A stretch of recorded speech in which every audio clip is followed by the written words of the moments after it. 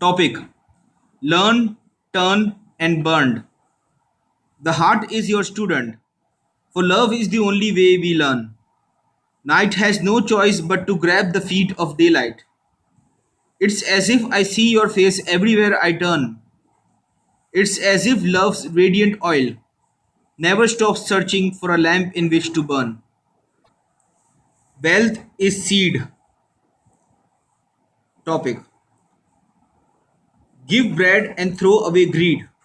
If you are of my community, said the Caliph Umar, the people answered, we have opened our doors. We have been abundantly devoted to giving. He said, you have only given bread out of obligation and habit.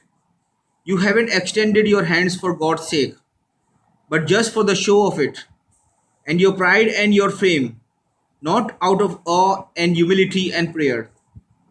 Wealth is seed. Don't plant it in just any salty ground. Don't put a sword in the hand of a thief. Discern the friends of the way from the enemies of truth. Seek the one who sits with God and sit with him. Everyone grants favor to his own folk. A fool grants favor to the foolish and thinks he has really done good work. Topic: A sanctuary inside a furnace. If you dwell with the unaware, you become cold. But if you dwell with the aware, you become a human. Make a sanctuary inside a furnace, as true gold does, knowing that if you leave, you will freeze. Topic: Our need for you.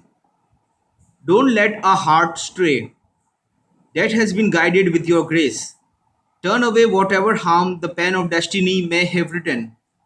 May the suffering in whatever you ordain not touch our souls. Keep us connected with those who are happy with you. There is nothing more bitter than separation. Without your refuge, there is only confusion. Our possessions ambush our real wealth. Our desires tear the garment of spirit from our souls. Since the harm we do devours the good we try to reach, how can anyone save his soul except with your protection?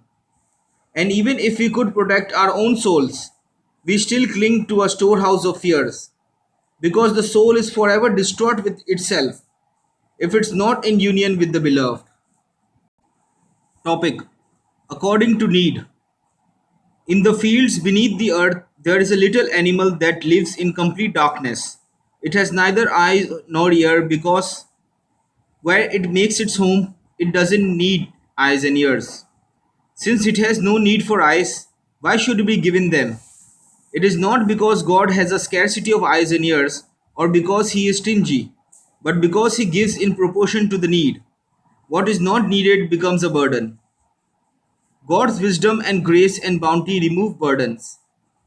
Why would he impose a burden on anyone? For instance, if you were to give a tailor the tools of a carpenter, an adze, a saw, and a file, and tell him to take them, they would become burdens for him, since he cannot use them in his work. So God gives things according to need, just like the worm that lives in darkness under the earth. There are people who are happy and content in the darkness of this world, and have no need for the other world or any yearning to see it. What use would they make of the eye of insight or the ear of understanding? Their work in this world continues with the sensible eye they have. Since they have no wish for reaching the other side, why should they be given the power of insight, which they would not use? Topic: He who tears apart can also mend. The one who grew the garden has the right to burn it, because when he tears apart, he can also mend. Every autumn he shrivels the garden, but then he makes the rose bloom, that brightens the garden anew, saying, O you who were withered, open, be fresh, become beautiful again. The eye of the narcissus grew dark, he restored it. The throat of the reed was cut, he gave it life. Since we are the created, not the one who creates, we must be humble and content. Everything but spirit is futile. Truly, that grace is an abundant cloud that keeps showering upon us. Topic: Just enough wisdom. If all the divine wisdom hidden in any particular act were made known to his servant, The servant, absorbed by all the benefits of that act, would be left without the power to perform it. And the infinite wisdom of God will destroy his understanding, so that he will not be able to do it. So the most exalted offers a small portion of that infinite wisdom like a toggle in his nose and draws him toward that act. Because he were not to inform him at all about the benefits, he would never move. The motive of human actions arises from perceived advantages to ourselves or others. That's why we act the way we do. If he should pour down upon someone the whole wisdom of his act, he wouldn't be able to move, like a camel who will not go forward unless there is a toggle in his nose. But also, if the toggle is too big, he will just lie down and refuse. And there is nothing but we have the storehouses thereof, and we only send it down in a certain measure. Topic: The bridle. It must be realized that everyone, everywhere, is inseparable from his own need. Every living creature is inseparable from its need. Each is constantly accompanied by his or her need. It is closer to you than your mother and father. It constantly cleaves to you. Each is bound by that need, tugged this way and that, as though by a bridle. It would be absurd for anyone to bridle himself because a human being is seeking freedom, and it is absurd for one who seeks freedom to be seeking bondage. So there must have been someone else who has bridled him. For instance, if someone seeks good health, he doesn't try to make himself sick, because it would be absurd to seek ill health while you are seeking good health.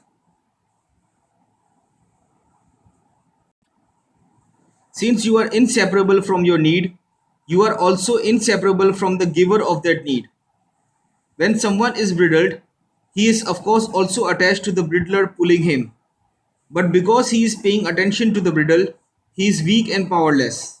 If his gaze were focused on the bridler, he would escape from the bridle.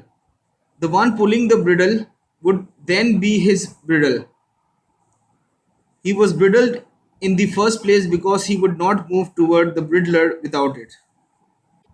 Topic: Today. Today the friend of love cried out in the streets, "If you are him, don't be anywhere but with him. Yesterday doesn't exist. Don't dwell on that nothing. And tomorrow hasn't come. Don't try to shape it now."